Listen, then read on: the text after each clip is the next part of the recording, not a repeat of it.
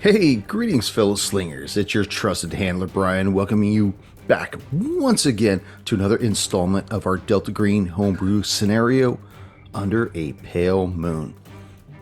I know that for quite some time I've been talking about this AP, saying it was always almost done, just over that mountain, just around the corner. Well, we are finally into it.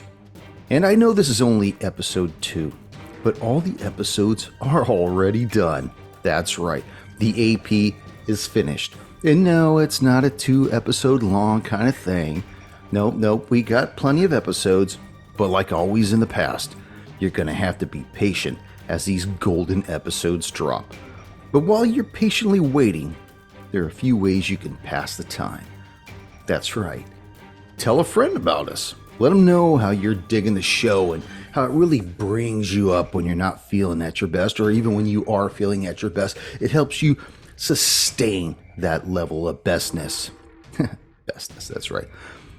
You can also subscribe to our YouTube channel at RolledHard20.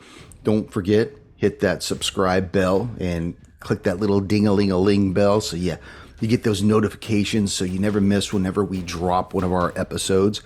And please, don't forget to leave us that 5-star rating and review on whatever app you listen to the show on. And damn, if we aren't on all the major and minor apps. That's crazy. So leaving that review will really help with the analytics. But enough of my smooth olive oil voice. Let's get to the meat and potatoes of what you tuned in to hear. Let's warm up our dice and top off our glass as Roll the Hard 20 podcast presents episode 2 of our Under a Pale Moon scenario. Please enjoy, everybody.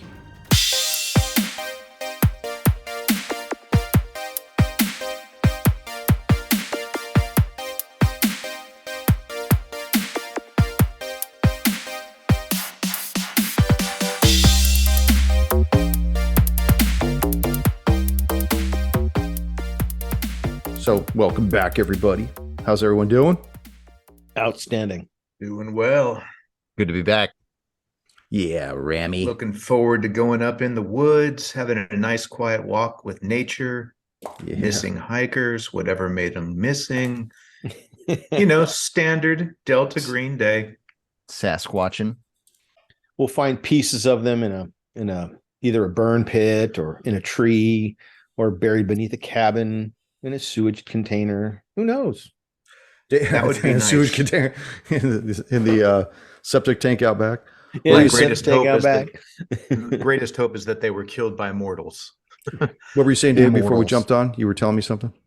So as we were doing the first episode, I took a picture just of my setup and I tweeted it, and I just tagged the show, and I tagged Dennis Detweiler and Arc Dream Publishing and those guys. And it's just cool because he liked it. And I know it's probably nothing to these guys, but it's just to be able to touch them and they're seeing what we're doing. That's pimping. So when this comes out, I will definitely send it and tag them again. Hey man, check this out. That's what we're doing with your product. And I'm excited about anybody that sends a like to the show or whatever, because it's all good stuff. So I really enjoy that. Getting our digits out there, getting our show out there, not just Pathfinder, not just D&D, but actually Delta Green and anything else that we produce out there, because I love this game. I really do. I have to say, I think this is probably my favorite game. Hands down. I'm enjoying it a lot, but I only play it with you, so there you go. You only play with me. Yeah. Well, Same let's lead us in and go from there.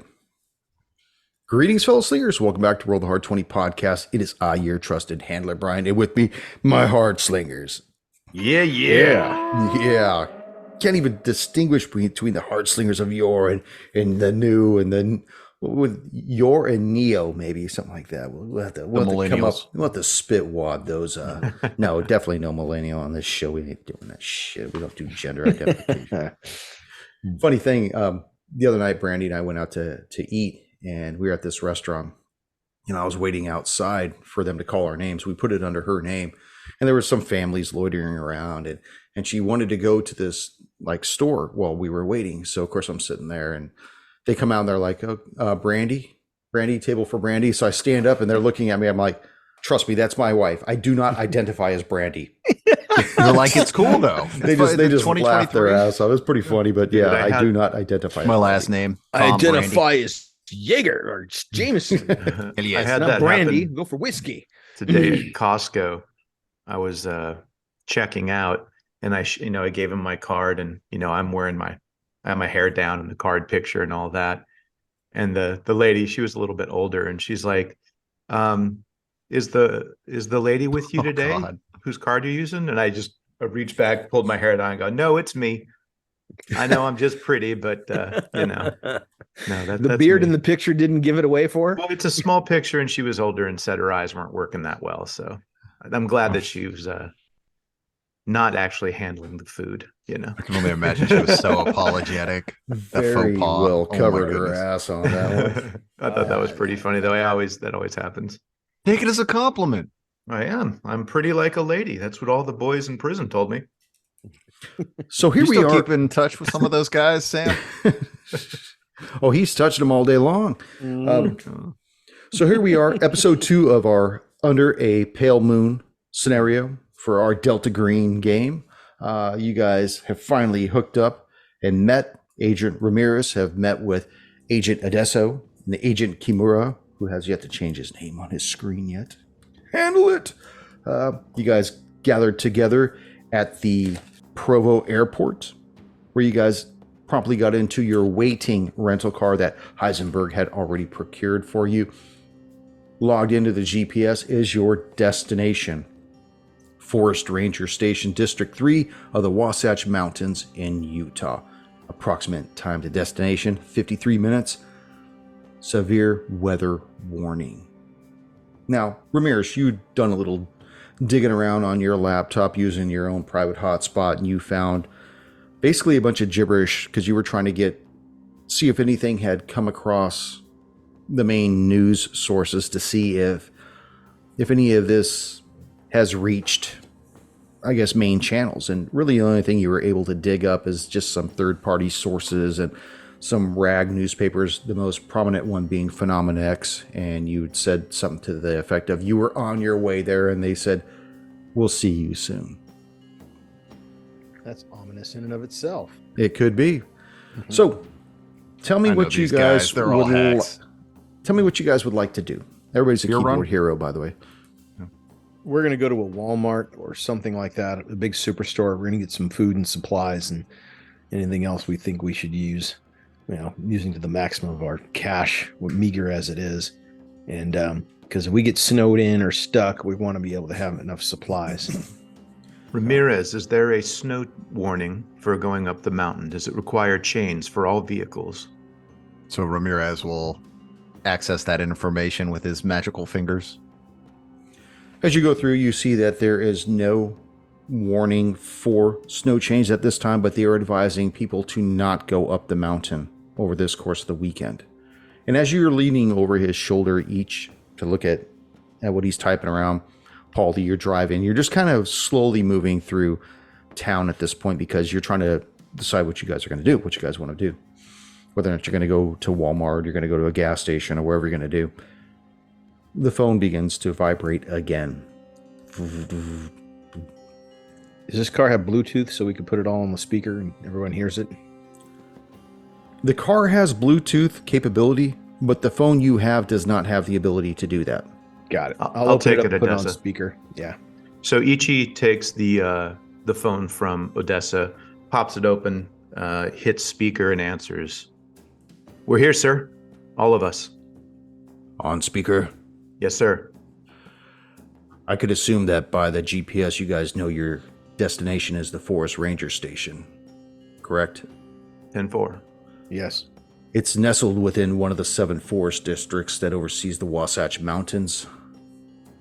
Because the Wasatch Mountains are considered a national forest and as such fall under the purview of the National Park Service, slowly as information has been made available to me, I'm trying to sort through so I know exactly what I'm sending you boys into.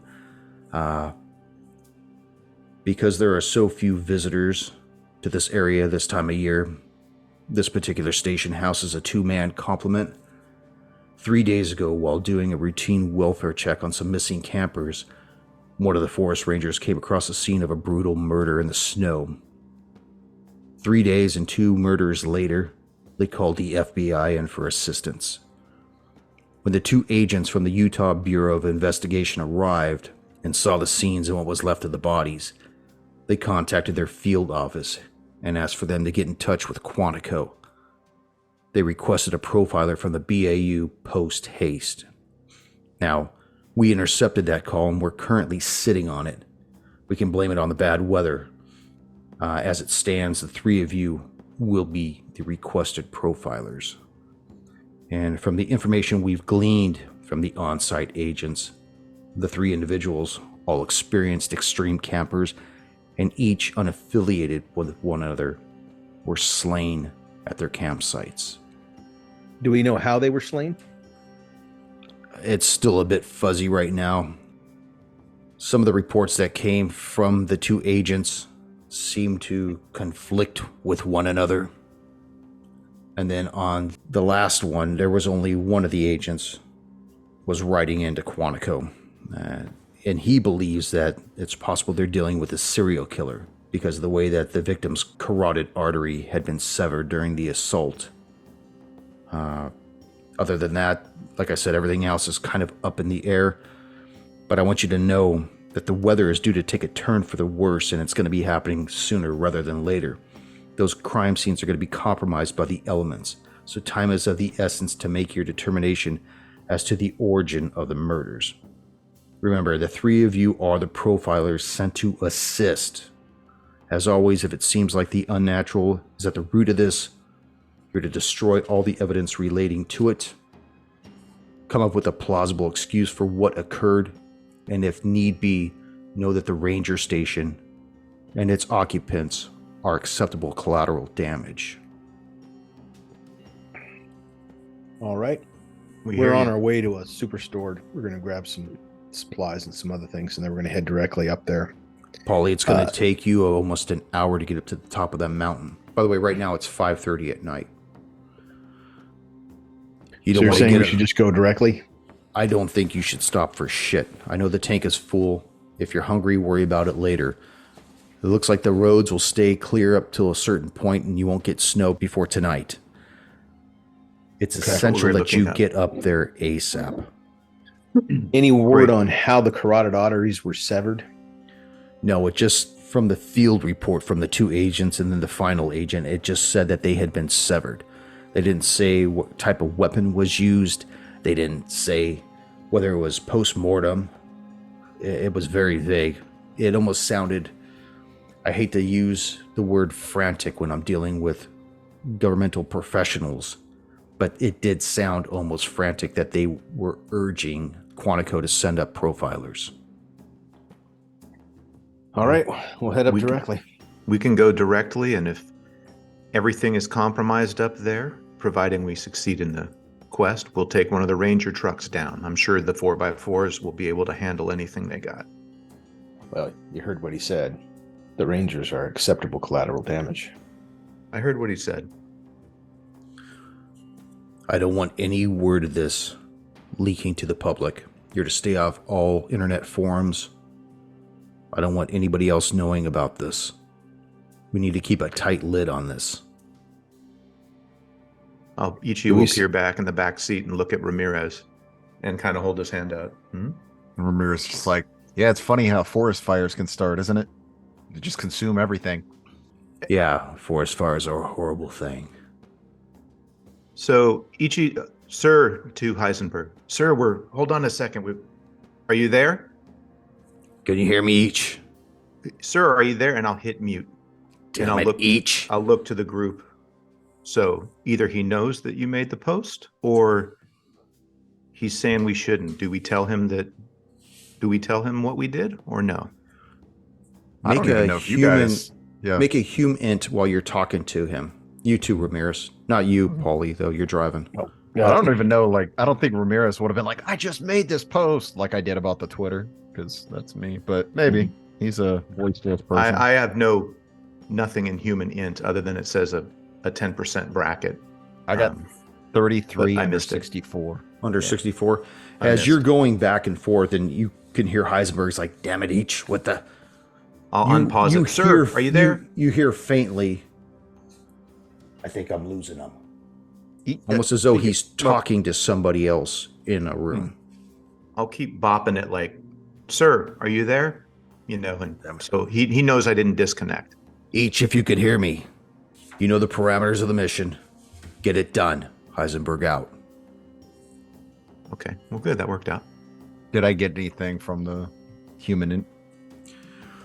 Just that it sounded like he was addressing somebody else in the room with him when he said, "I think I'm losing him." You could almost hear like a muffled voice in the room. Indistinguishable what it was, though.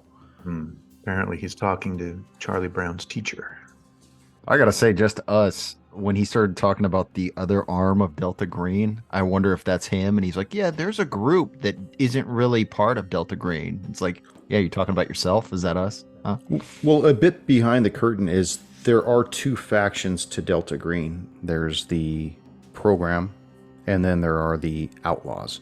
And there was a schism that occurred, I think back in the late 60s, when Delta Green got disbanded many years ago. A lot of these guys didn't give up. They kept going and hunting down the unnatural and whatnot, but they were self-sufficient. They were basically taking care of themselves, paying for everything themselves. And then when Delta Green got pulled back into the fold again, these guys stayed outside of the official channels. So they're still out there operating on their own, procuring all their own weapons, all their own intelligence and stuff, similar to what Each and Paulie were doing. They were no longer under the umbrella of the agency. Of course, now he's trying to bring you guys back into the fold again. So is Heisenberg part of the Cowboys, or is he part of the agency? That we don't know, right? Yeah, you don't know. Yeah. I mean, he's done a lot of work for you guys. Under the reverse, that you've done a lot of work for him. He's like, yeah, I sent stuff to your girlfriend. Sure. I mean, you could have done a hum int on that also to see if he seemed like he was telling the truth. Those are kind of things that you guys could use your skills to go through also. Spreading the paranoia to you guys. Yeah, okay, if we can't do a supply run, let's just get up there unless there's something, like a Circle K right there. We could run in and grab some sterno. I'm sure the ranger station will have plenty of food up there. It said it was fit out for two people, so that's plenty, I think, for us, especially if they have a cabinet full of dried goods or things like that. I don't know how long we want to be here. Donner party. Yeah. Let's just get on let's just continue right to our destination. I don't want to get to a point where some of this stuff gets compromised, like he said about the weather. If we're on the clock. Yeah. You hear the RPMs in the car just. So you guys are gonna go straight through. Oh, okay. Beeline it, yeah. So you guys begin to make your way up the mountain. The mountain road continues to become more and more precarious the more you guys traverse it in altitude. And you could feel the cold clinging to the car. Even the car heater is barely able to keep the hostile chill at bay. The switchbacks continue to take you back and forth, all the while the vehicle's GPS has been glitching and cutting out. Ramirez, at this point, your laptop is defunct. It's basically frozen on a screen. It's not picking up anything, even from your personal hotspot. At about 5:30, you realize that you're getting very close to your destination as you see the GPS occasionally blink in and out. And a few minutes later, you see it. A large pull-out with a driveway that leads to a lone building. On your GPS, there's a star next to it. And even though it's only 5:30, you can just make out the moon starting to climb the sky. And it's going to be a big fool fucker. Go ahead, Tom. I was going to say, can we see the driveway clearly? Is it clear? Are there any other vehicles in it? There are. You notice that there is a Bronco, big white Bronco, 4-wheel drive. And you see that there's a shed in the back, like an awning shed, and you see one lone snowmobile back there. All right. I'll park next to the Bronco if the space is available.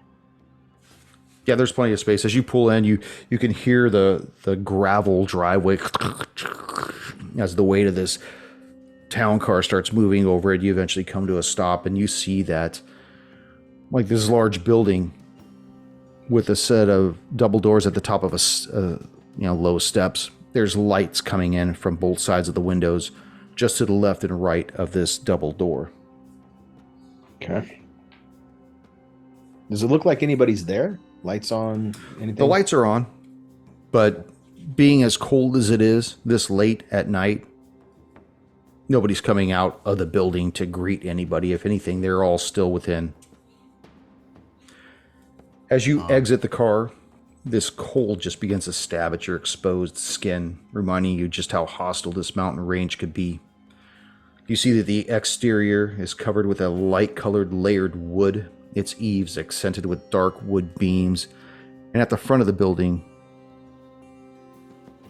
inviting as it may seem, are two closed double doors. I think as we get out, Ramirez is kind of like scanning the tree lines, and he's like, "Oh, a red-headed mockingbird. You usually don't see those this far north. Interesting." And he's kind of like looking at you two. He wants to see who's going first, who's going to be doing the talking, or if that's going to be him. Like, kind of. So, how do you guys want to play this? They said we're from the FBI. You guys have any credentials? We have no credentials, but we've been able to do this before, so maybe we can sound officious. But my track record on doing that has been abysmal. Well, we usually let you lead Odessa until it's time for me to step in. Yeah, and so somebody let's senseless, which works out well. Keep playing that because you know the military jargon and you know all that, and you sound you got the look. I'd say we go with that. Trusted handler, what is the weather? It's dry. It's cold. It's not snowing yet. Degrees? Probably close to 39 degrees. Okay, so 40. No, I like 39. 38. Closer to 38. I say that we go in. Odessa, you take the lead. Keep that sharpened tongue maybe a little bit dull. And then all right. Ramirez, just maybe help out when we need. We all know good cop, bad cop routine. You can be good cop, bad cop janitor. Good cop, bad cop, crazy cop. Yeah. All right, so tell me what you want to do. You're going into the building? Yep. Let's all get together. And I say, all right, here's the deal. Since we don't have our credentials on us, we have to have some plausible means for explaining why we don't. Yes. So Ramirez whips out his wallet, and he's got an FBI badge that was given to him on the gaslight scenario. Oh, you still have that. Excellent. I got this, baby. Yeah. Technically, you guys would still have your badges, too. That's right. We do have those. Good memory. All right. So we've got the stuff. So we're going to sweet my wallet at home. Yeah. I've got nothing. So we are good to go then. All right. Let's walk in, knock, and be calm but cool. But that typical 12 federal inches agent long. of I'm in control and there's nothing you can do about it. Yeah. So let's walk in the double doors and look for somebody to say hi to. Okay. As you enter the building, the warmth immediately begins to warm your bones. And you see you're in a reception room with log walls and brown Berber carpet. The room itself is 40 feet wide by 25 feet deep, and the room has a stale smell of old wood and oil lingering in the air. You see that this particular reception room, there's a counter at the back wall with a register atop of it, and a switched-off monitor behind it, and an intercom system control panel. You see two TVs, one hanging in the northeast corner and the other hanging in the northwest corner, are both turned on, but only static dominates these screens. Occupying the center are four cross partitions, with each open side displaying pictures of what the Wasatch Mountains looked like in years past. You got forest fires, lightning strikes, and pictures of indigenous natives dominate each section. Two cabinets, one against the west wall and one against the east wall, display bones and arrowheads and other unusual paraphernalia one might discover in the wilderness. You also see that there are two closed doors in this reception room. One in the west wall, labeled Fire Exit, and the other in the east wall with a placard denoting Employees Only. And hanging just to the left of this door is a floor plan of the building that says, in case of emergency, know your exits. That is the map I just sent the three of you. Is there anybody occupying the reception desk? No, there's nobody behind the counter. There's nobody at any of the chairs or tables that are in there. Nobody wandering around. Is there like a call button or a bell? There is an intercom panel switch that's behind the counter, but that's all there is. Okay, go over and press the intercom. Yeah, we're supposed to be here, so no need to tread lightly. Yeah, you hear it kind of that static feedback right as something is about to turn on. And as you're doing that, the door labeled employees only opens. And you see a youthful looking man in his early 20s enter the room. He's got sandy blonde hair and blue eyes, and he seems more like a skier or snowboarder of sorts.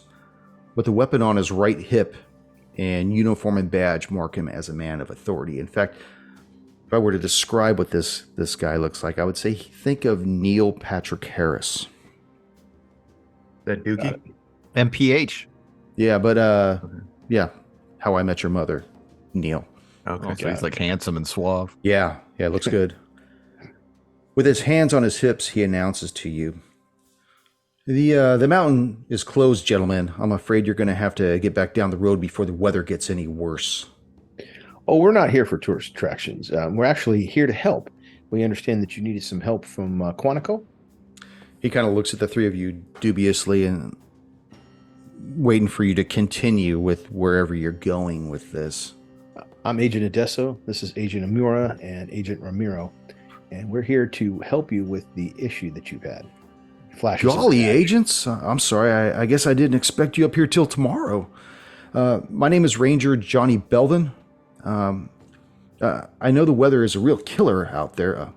Sorry, poor choice of words, but this whole thing kind of has us up in the air right now. Have you guys been brought up to speed on it, on what's going on? I mean, please we only tell have us. sketchy details, and we were told time is of the essence because of the bad weather. If we were going to have any hope of gathering any forensic information, we're going to have to get out to the scene real quick. So if you've got any flashlights or anything else that could guide us out there, we'd like to immediately start taking a look at things. Well, agents, I wasn't the one that called you guys up here, though. It was the other agents that called you. In fact, it'd probably be best if you followed me, and I'll introduce you to the rest of everybody here right now. Okay. You start to pass through the door, and you enter a hallway, and with the door straight across from you, and you can only go to the left. And so he leads you along the hallway, and he begins to fill you in. I don't know what you agents have been told about what's going on, but I suppose I should get you agents up to speed. 4 days ago, we began to get severe weather forecasts, and as usual, the calls start to come in, concerned family members and friends of those still on the mountain who haven't checked in. This is typical, and in most cases, completely unwarranted. They usually turn up at the local tavern at the bottom of the mountain. And all those missing did just that. That is all but 3. Not only had they not turned up at the tavern, but they weren't answering their cells either, and 2 of them had satellite phones. Are you still able to track those? Well, that's the thing. Not if they're turned off or they're damaged. I mean, we weren't able to get these, find a 20 on their location. I could understand 1 or maybe 2 campers getting lost in the mountains, but 3 at the same time? And neither had any knowledge of the others. They had no affiliation whatsoever, and this seemed highly unusual, and I understood the concern, and when we were asked to more or less conduct a welfare check, we did oblige. We asked those who inquired to give us an approximation of where they might be camping. As you know, there's a lot of ground to cover, and there's only 2 of us at this time of year. By our summation, all 3 seem to be camping within a few miles of our station. When Ranger Muha and I found the first victim's campsite, well, we discovered him dead. It was nothing like I had ever seen before. He'd been eviscerated and worse. We found the second camper on the second day, which was when we called for some agents. We found the third site on the third day, and each campsite was identical. We did a cursory inspection of each campsite, careful not to disturb anything for you agents, but we didn't discover any cell phones at any of the sites or on their persons. We did find that one victim, the first one, had a revolver, which we found in his tent. Had it been fired? Not that we could tell. We don't have the forensics up here to make that determination. Were all the chambers filled then? In the I revolver? didn't. As far as I know, 5 of the 6 are filled. Yeah, I didn't want to open up the cylinder. Ranger Muha didn't want to either. We both thought it was best to just leave the weapon in its condition until the agents could arrive. That's good thinking, Ranger. I don't It's know okay, if the it's other okay. You did agents looked at it. The big boys are here now. It's okay. It's okay. I don't want to overload you. You know, it is kind of strange, though, is that his body, because we found all their bodies outside of their tents. He didn't have it with him, though. It was in the tent. We found him dead outside of the tent. These all 3 were 3 separate campers, each going solo. Is that correct? That is correct, yes. And we brought the bodies back here to the station. Oh, so Right. the bodies are here. We have them now. We collected them one by one after we photographed them at their sites and whatnot. We have the photographs. We would definitely need to see the photographs as well as the bodies if we're able to. Yeah, that's no problem. We have them in the storage room with the back windows cracked open just to kind of keep it cool back there as possible until arrangements can be made to get them down the mountain. We don't want them to hit decomp too soon. Oh, did I mention we caught the suspect? No. I know you did mention that not. at all. That would have been a better thing to lead with. I'm sorry. Buried the lead there, son. A lot of things going on here, agents. A potential suspect, correct? Well, the way he was caught, Ranger Muha brought him in. It's still kind of up in the air right now, but he looks like he's good for the crimes. He keeps denying he has anything to do with it, which, I mean, if you're guilty, isn't that what you're going to say? Or Would if you you're say that? innocent, it might be something that you say. Well, we'd love to talk to this suspect as well, too. That's this above my person's pay grade, agents. Secured, obviously. Yeah.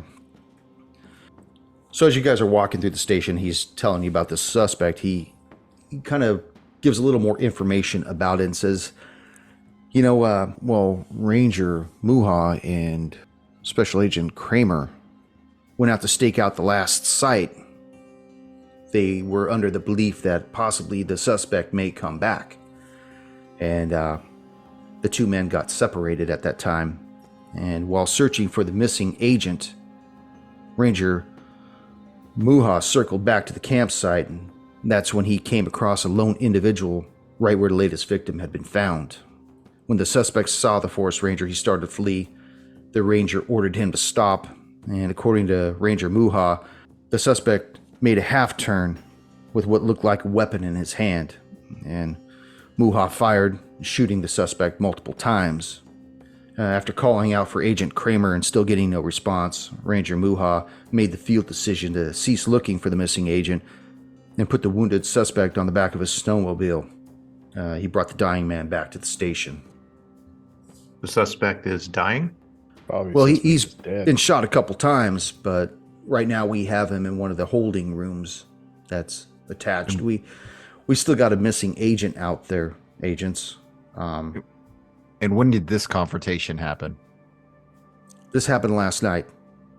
Is Okay, so this guy's the suspect stable, or is he bleeding out, or what kind of medical facilities do you have here? We really don't have any medical facilities. We got a couple first aid kits on the wall. We got what I learned back when I was in the Navy, and in the Boy Scouts and whatnot, which is very practical. And I managed to staunch his flow, but we haven't been back there in a little while. We've been mostly kind of up in arms. The other agent, he's beside himself looking for his partner. And Ranger Muha, he's adamant he's not going to go back out there tonight, regardless of the moon or not. All right, let's go talk to this guy before he dies. Why didn't you guys call for medical assistance? Why isn't there a doctor up here or an ambulance? I'm interested to see where Agent Muha is now, or Ranger Muha. What was the question again, Agent? Why didn't you guys call for an ambulance or medical assistance? Why hasn't this guy been evacuated? Well, that's just the thing is, we're a small 2-man facility up here, and honestly, I hate to sound indifferent towards somebody, but somebody that was caught at the site that tried to draw down on one of the Rangers and was taken down, no ambulance, no EMT is going to come up the mountain, going to drive the hour up here. Not in this weather. He would have to wait till tomorrow when the weather clears a little bit. So it's just our best to try to keep him stable and keep him basically from dying. That's strange. We made the trip. Did you guys even call for help? Well, I want to make something clear, Agent. We didn't call you. The other agents called you. Which I other hope we're agents not did looking for at him? some vigilante justice up here, young man. Agent Kramer, and what's the name of the other agent that's currently missing? What the hell was his name? Special Agent Makamura. Name is familiar. Special Agent Makamura, yes. Ramirez is like, I'm just catching a scent of something and I don't like it. Mr. Belvin? That's Ranger Belvin. I Yeah. said what I said. So look, Now look, Agent. He kind of, the gun on his hip is almost just as big as his leg. He's just this twiggy looking guy. He's like, look, I would appreciate it if you spoke to me with the respect my station deserves. Ichi raises his hand. He's like, look, we understand this piece of shit here should rot and should die, but we need to talk to him. We also need to talk to Agent Kramer. We need to also talk to Ranger Murha, I believe you called him. Is that correct? Muha, yes. We need to talk to everybody. And so it's a bit of matter of time is of importance right now. So if some of my friends here are a little bit terse, please forgive them. They've had a long journey, and I'm sure your journey you guys have had over the last couple of days is even worse. So if we could see the prisoner that you have, if we could talk to these agents and rangers, we would appreciate that. Well, one of the agents is missing, like I said, Agent. Agent Kramer's still out in the wild.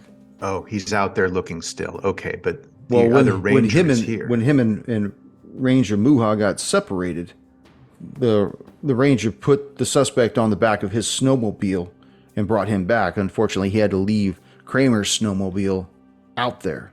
Ranger Muha is here, though. We can talk to him. Yes.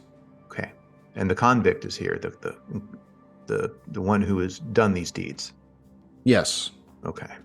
Let's talk to him first. Yeah. Well, like I said, I hate to be a sourpuss, but I'm no longer in control, agents. This falls under the purview of Agent Makamura. Yes, Agent Makamura. So he's currently not here now. So No, he's here. Agent Kramer's missing. great. May we speak to Makamura, please? Yes, of course. Let's continue to follow me. And he continues to lead you along that hallway. You pass another door on your right and a few more doors at the corner. It goes probably about, I don't know, maybe 30 feet or so. And then it turns to the left, goes for another 15 feet when the hallway opens up into an area towards the north in a 25-foot square. You see this white area has all the trappings of a kitchen/gathering nook. There's an opening in the nook's east wall that leads to what could best be described as a dining room. Opposite the hallway you just traversed on the other end of the kitchen is another hallway that continues to the west. You see in the kitchens your typical machines. You see the sink, fridge, microwave, and a coffee maker. And you also notice another older forest ranger standing at the coffee machine with a mug in his left hand and a well-worn holster on his left hip with a revolver tucked in it. He looks to be in his mid to late 50s. His hair is long and black with deep streaks of silver, and you can tell by his complexion and deep dark eyes, which follow your every move as you walk in, that has Native American heritage. And as Ranger Belvin walks in, he gestures towards the older man and says, "This is Forest Ranger Muha. He's the one who brought back the suspect." I'll walk over and shake hands, introduce myself. I am Agent Kimura, and my associates here, Agent Odessa and Agent Ramirez. How can we help? He's leaning against the counter with the coffee cup in his hand, and he says, "Well, I'm glad that you boys came out here, but I think it's a pretty open and closed case, with the exception of one lost agent out there, which we should probably get in the morning. I think it's done. I think we got our man." Yeah, but we have an agent out there, and the weather is getting cold. Was this agent prepared for being outside? Would he make it till morning, do you think? Well, he had cold weather gear on, but I don't know what his wood skills are. Well, you know us. We're all city folks, so we're definitely in your territory here. Yes, I understand. And as he's kind of sizing the three of you up, especially you each, because you kind of come to the front of the triangle, you could hear on the other hallway opposite the one you came through, a door open in the north wall, and a lone man comes out wearing a blue snow parka and matching snow pants.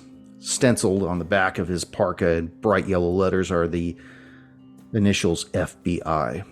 And he seems to be mumbling to something in his hand, and as he turns, you notice he's of Asian descent, in his mid-30s, chiseled jawline that's been closely shaven and jet black hair cut close to his scalp. "It's no use, I can't get any reception. We must be on the edge of the storm," he exclaims as he taps the screen of his cell phone. And then he looks up at the three of you, sees Ramirez, then he sees Kimura and Odessa, and you see his features begin to soften. And standing before you, Special Agent Makamura, whom you remember from Hellbent, California. He helped us with the dinosaur.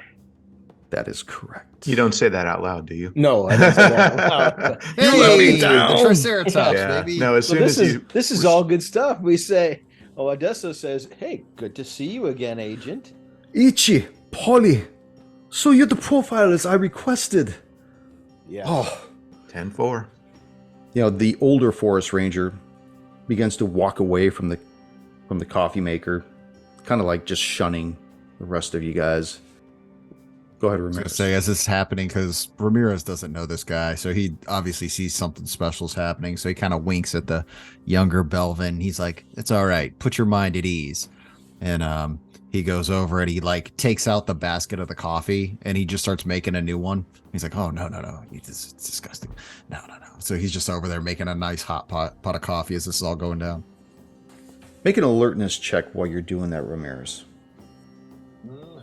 Is like 2 zeros? Is that 100? I got 2 zeros and a 7. That's a 7 then. Okay, so 7 under 44. Yeah.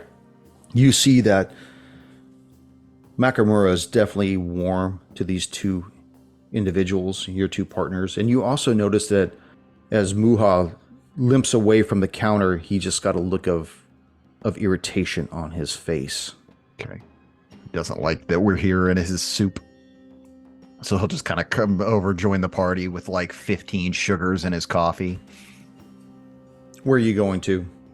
He's just going to go over where the other guys are standing. Okay. So he can just join the conversation. Yeah, and you see Muha go over and into the dining room area that's off the east side of the kitchen nook, and just kind of leans against the table looking out the northern window. Just watching the flurries go by outside. Makamura looks at you and he says, I know what the Rangers are saying about going out at night, but we need to find Agent Kramer. He's still out there. I don't think he'll survive the night if we don't get our asses out there to find him. Why are these yokels so down-hole to this guy killed? Does he look like the kind of guy who can eviscerate a man, much less three of them? This man, he looks like a wild animal. He's scary looking. You know, I know that I requested profilers to assist because, quite frankly, after seeing these campsites, I honestly believe we're dealing with a serial killer or some kind of, I really have to watch what I say. When I returned from Hellbend and I filed my report, I was transferred to Salt Lake City post-haste. I don't know anything about that. All I know is that I said something about the cube that was made of gold with strange markings on it. I was gone. So I'm very careful about what I say now. I need some help. What's your take on this whole situation? Well, like I filed in my report, I believe we have a serial killer out there. And what's your take on it outside of the report, knowing that we've worked each other and we know things that most people don't? What is your real take? Just between us, off the record. If this man did it, he hid the weapons real well, but I don't understand what happened to their organs. They were eviscerated. Did you see the bodies? Are the cuts clean? Does it look like something an animal could just dig out the entrails after they were killed? I just came out of the room with the bodies. They're in the storage room. But it's not what I know. What I do best. All I know is that these 3 campers, they died a horrible death. And if we don't have the suspect, if this is just a nobody, then Agent Kramer is still out there with this crazy person. Is Agent Kramer armed? He was, yes. Very good.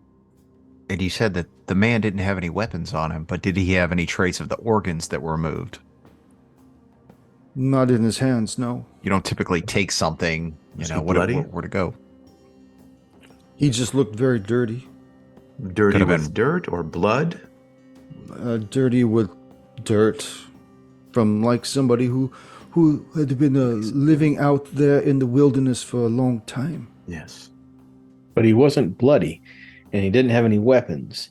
So other than him looking suspicious, probably is not the guy. You said that these people were eviscerated. Were they torn open or cut open? You'd have to see the bodies. I don't know how to make a good description. Their chests were torn open, their throats slashed. Do we want to move to the bodies, or do we want to speak to our man? Let's Maybe do we can both. split that up. One person go talk to the guy. The other 1 or 2 of us go and look at the bodies. Ichi will go to Ranger Muha. Say, Ranger Muha, would be able to take a look at this piece of shit that you got locked up in there? I don't know what he would be good for. Well, it's basically protocol, but we'd like to maybe follow up and find out maybe why he did it, or was he working with someone else? That's 3 people. That's a lot for one person to handle, especially being out there in the wild. And also, is it okay if the other agents take a look at the deceased? That's fine. But you know that all the bodies were found, one after another after another. Yes. They weren't all taken down at the same time. No, I know, but to do that on a day-to-day basis takes a lot of mental craziness too. So we need to evaluate this person to see what we're dealing with. So Someone would have to be very disconnected from reality to do that sort of thing. Who's going to go talk to the suspect? I'll go talk to the suspect. I've out of character. Because of Ichi's background, I've seen enough knife and sword wounds to determine what's an edged weapon of precision versus what's a claw, fang, or ripped open with a piece of broken glass, you know. So I will go take a look at the bodies, though I'm not of any medical profession. Same. I have a little bit of a cult as Ramirez, and I think I hate to pin it on the guy because whatever, but this Native American guy, I want to kind of look at that, see if maybe there's something with this evisceration and these wounds that might point towards some sort of ritual. But I'm gonna follow accusing Ichi. me. Are you He's like, accusing how him are you now? reading my mind, Native American? So No, he's out of character right now. We're just talking. he slowly gets up, holding his back, cracks himself, limps his way over to you, Adesso, and here's the key to the holding room. Take the keys. Go down the hallway, past where the other agent came out, turn left, go all the way down, last door on the right. Okay. I'll ask Nakamura if he wants to come with me. Nakamura, why don't you come with me while we interview this guy? 'Cause, you know, standard protocol is 2 people to interview. Okay, I don't feel comfortable, but I will go with you. I hope if he did something to Martin, my partner, then I don't know how I'd feel if I had a civilized conversation with him without knowing that. Well, let's see where the evidence leads us. Let's talk to him first. Okay, Yeah. I Out of, defer to you. Right. I'm sorry, brother. Go ahead. I was going to say, out of character, Tony, you can ask him about Martin and like feed him, you know, like, and the red-headed agent that you killed. Yeah, I killed him. You know, he doesn't have red hair. He's got black. You know what I mean? Like you can maybe figure out a way to assuage Makamura's A little reacher trepidation. action. Yeah, I like it. False information. Yes. Yeah. So Kramer, what does he look like? Well, I will tell you right now because I have his statistics right back here, or in the back of the book. A picture in my wallet of us in the kissing booth. Yes. Look out for number 3. He is tall, dark features, clean. He had been with the Bureau for 8 years. Very by the book, toes the line. Caucasian, What color hair? black. Okay. All right, let's go to the lockup. Okay, so you and Romeo are going into the storeroom to look at the bodies. Yeah. That is correct. Storeroom, is that the area that's with the tables and all that? That's correct. Okay. Paulie, you, and Makamura are going to go talk to the suspect. 1 through 10, Paulie and Makamura. 11 through 20, each and Romeo. Heart 20. And I'll let you know next session.